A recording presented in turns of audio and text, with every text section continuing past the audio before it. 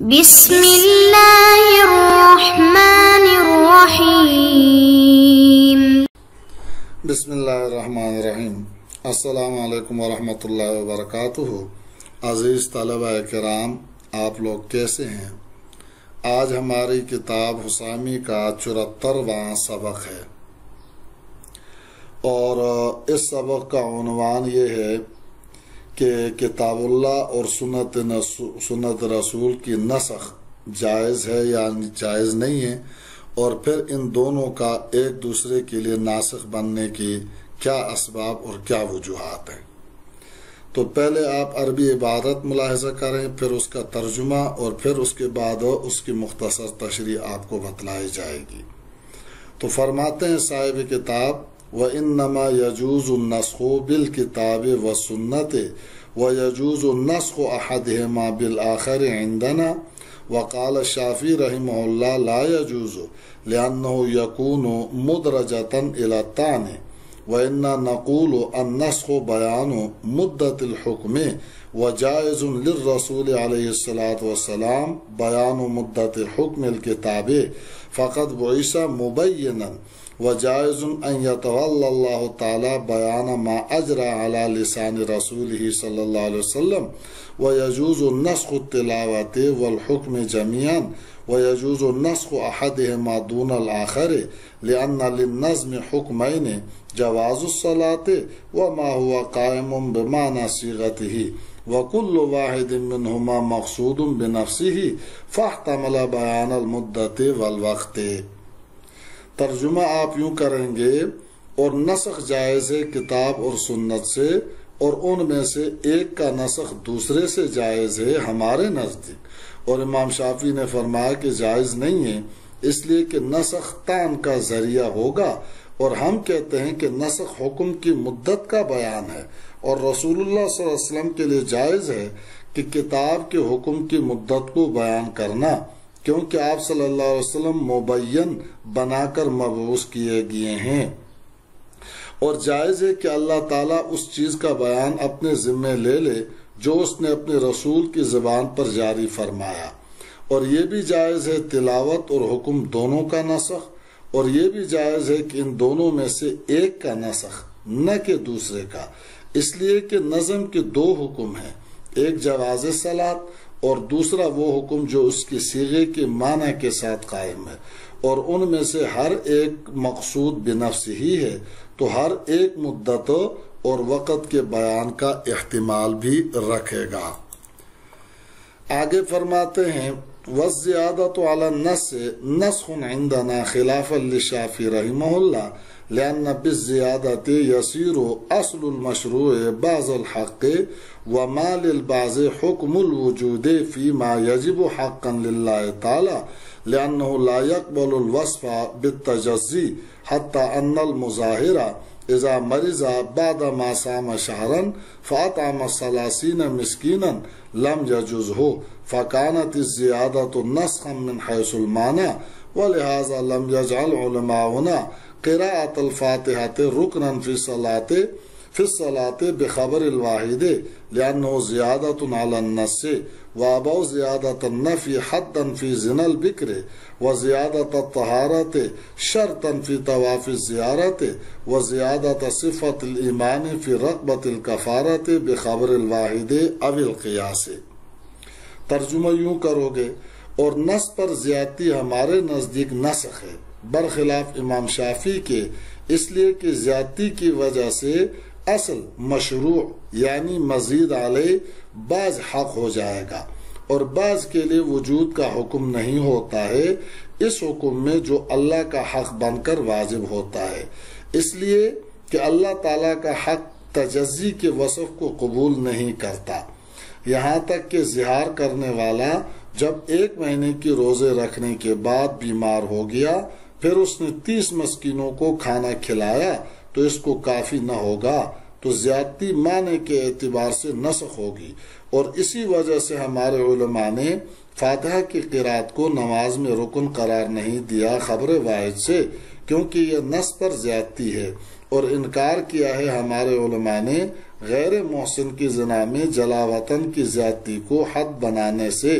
اور طواف زیارت میں طہارت کی زیادتی کو شرط بنانے سے اور کفارہ کے رقبے میں صفت ایمان کی زیادتی کا خبر واحد یا قیاس کے ذریعے سے۔ اچھا، اب یہاں سے مصنف رحمہ اللہ فرماتے ہیں کہ ہمارے نزدیک کتاب کا نسخ کتاب سے، سنت کا نسخ سنت سے، اور اسی طرح ان دونوں میں سے ایک کا نسخ دوسرے سے جائز ہے۔ کل یہ نسخ کی 4 صورتیں بنیں گی۔ ایک کتاب کا نسخ کتاب سے، یعنی کتاب اللہ کی ایک آیت کا نسخ دوسری آیت سے، مثلا والذین یتوفون منکم ویذرون ازواجا وصیۃ لازواجہم متاعا الی الحول، اس آیت میں متوفی عنہا زوجہا کی عدت 1 سال ہے، یہ حکم منسوخ ہے اس آیت سے۔ والذین یتوفون منکم ویذرون ازواجا یتربصن بانفسہن 4 اشہر و10، اس میں عدت 4 مہینے 10 دن ہے۔ دوسری بات، سنت کا نسخ سنت سے،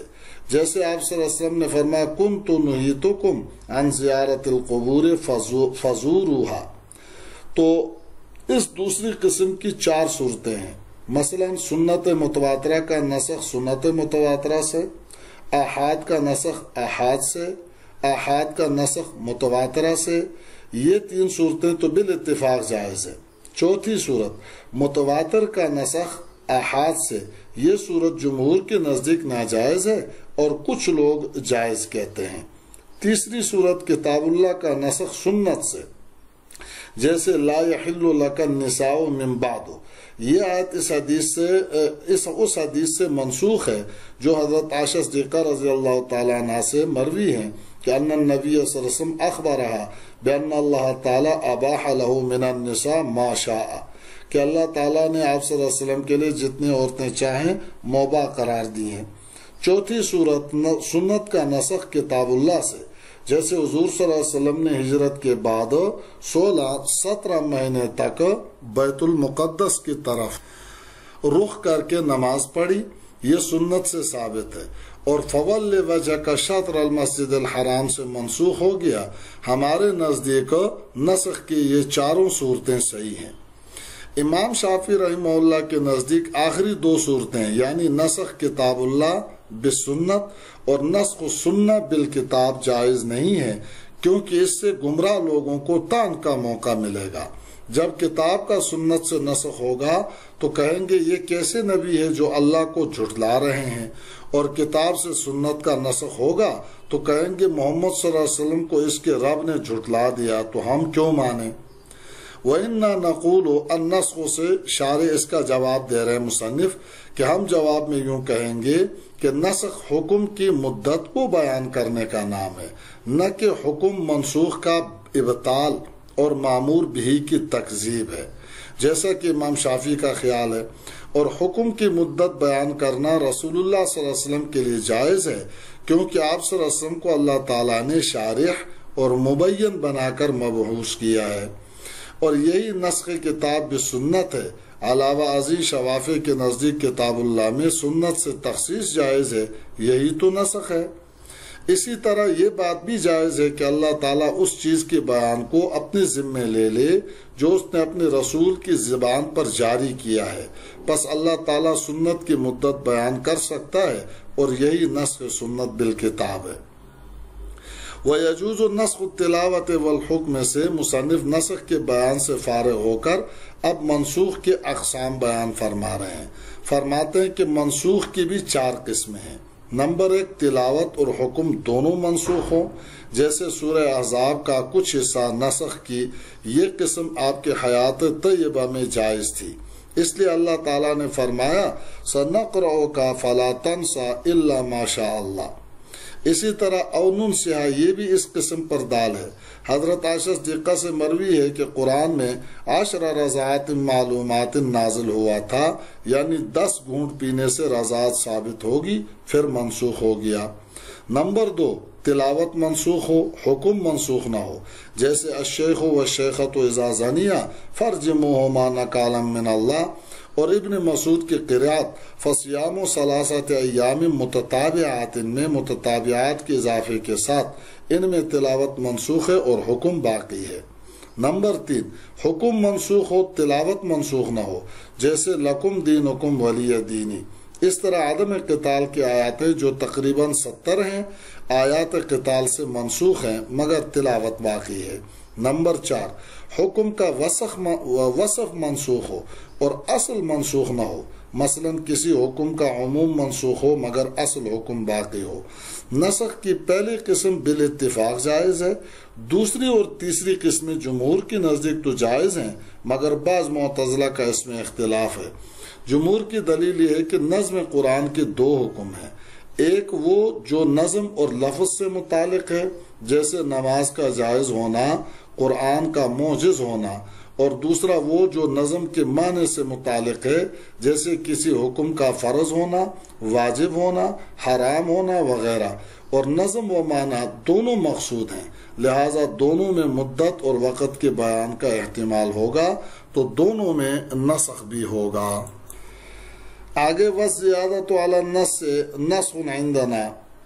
منسوخ کی چوتھی قسم یہ ہے کہ نص پر زیادتی کر دی جائے، اس قسم میں اصل حکم باقی رہتا ہے اور حکم کا وصف منسوخ ہوتا ہے۔ یہاں زیادتی سے مراد وہ زیادتی ہے جو غیر مستقل ہو، جیسے قید یا شرط سے زیادتی کی جائے، یہ زیادتی اگرچہ صورتاً بیان ہے مگر حقیقت میں ہمارے نزدیک نسخ ہے، اور امام شافعی رحمہ اللہ کے نزدیک یہ زیادتی نسخ نہیں بلکہ یہ زیادتی بیان ہے۔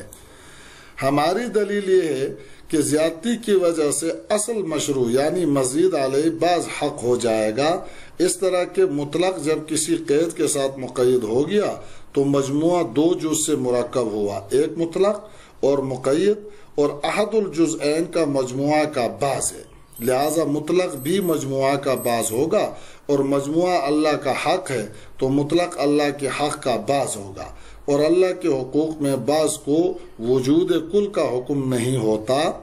لہذا اگر کسی نے فجر کی 1 رکعت پڑھی تو دوسری رکعت ملائے بغیر اس کو فجر نہیں کہا جائے گا، اور اللہ کے حقوق میں بعض کو کل کا حکم اس لیے نہیں دیا جاتا کہ اللہ کے حقوق تجزی اور تقسیم کو قبول نہیں کرتے۔ چنانچہ مظاہر جس پر 2 مہینے کے روزے واجب تھے، اگر وہ 1 مہینے کے روزہ رکھ کر بیمار ہو گیا، پھر باقی 1 مہینے کے روزوں کے بدلے اس نے 30 مسکینوں کو کھانا کھلا دیا تو اس کا کفارہ نہ روزوں سے ادا ہوگا نہ کھانا کھلانے سے، کیونکہ اللہ کے حق میں اس نے بعض حق ادا کیا، بعض کو کل کا حکم نہیں ہے۔ مصنف نے حق اللہ کہہ کر حقوق العباد کو خارج کر دیا کیونکہ حقوق العباد میں تجزی ہوتی ہے۔ مثلا ایک آدمی نے کسی پر 1500 کا دعویٰ کیا اور 2 گواہ پیش کیے مگر ایک نے 1000 کی گواہی دی اور دوسرے نے 1500 کی، تو مدعی کے لیے صرف 1000 ثابت ہوں گے، 1500 ثابت نہ ہوں گے۔ بہرحال یہ بات ثابت ہو گئی کہ مطلق قید کے بعد بعض حق ہو گیا، اور جب مطلق بعض حق ہو گیا تو زیادتی معنی کے اعتبار سے نسخ ہوگی، کیونکہ قید کی وجہ سے مطلق کا حکم ختم ہو گیا اور اس کی مدت پوری ہو گئی۔ اب حکم مقید ہو گیا تو یہ قید مطلق کے لیے ناسخ ہوئی اور مطلق منسوخ ہوا، اور زیادتی جب نسخ ہوئی تو ہمارے نزدیک چونکہ کتاب اللہ کا نسخ خبر متواتر اور مشہور سے ہوتا ہے، اس لیے کتاب اللہ پر زیادتی بھی خبر متواتر یا مشہور سے جائز ہوگی، خبر واحد اور قیاس سے زیادتی جائز نہیں ہوگی۔ امام شافعی رحمہ اللہ کے نزدیک چونکہ یہ زیادتی بیان اور تخصیص ہے اور بیان خبر واحد اور قیاس سے بھی جائز ہے، اس لیے ان کے نزدیک خبر واحد اور قیاس سے زیادتی جائز ہے۔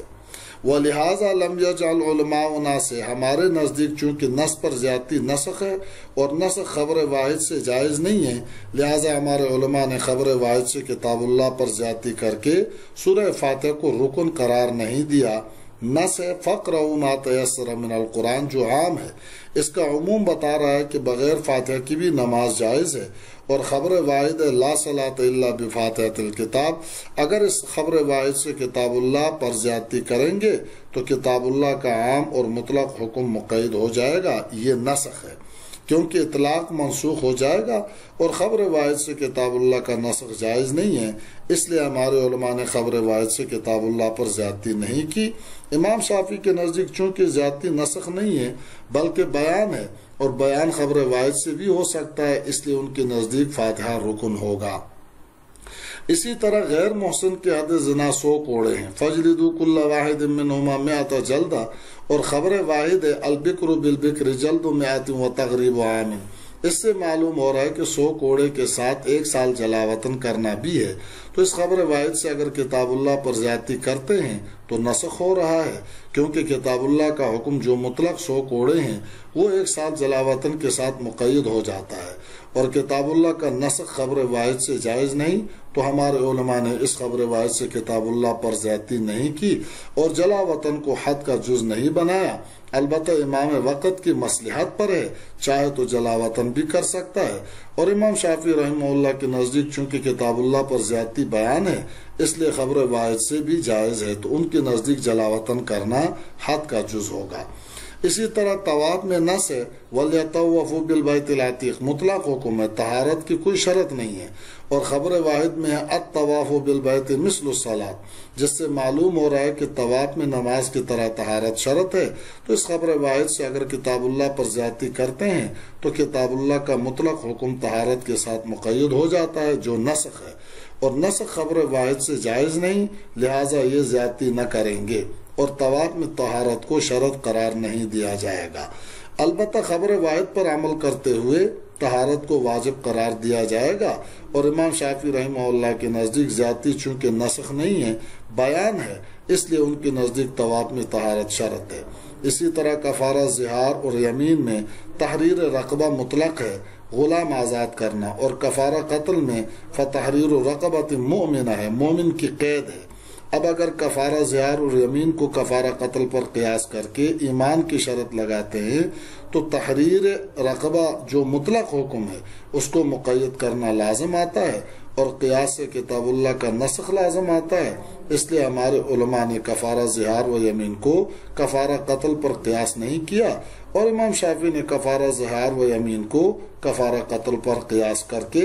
ایمان کی شرط لگا دی کہ سب کفاروں میں مومن غلام آزاد کرنا ہے، کیونکہ کفارے سب ایک ہی جنس ہیں، اور کتاب اللہ پر زیادتی ان کے نزدیک نسخ نہیں ہے، بیان ہے، اور یہ بیان قیاس سے بھی جائز ہے.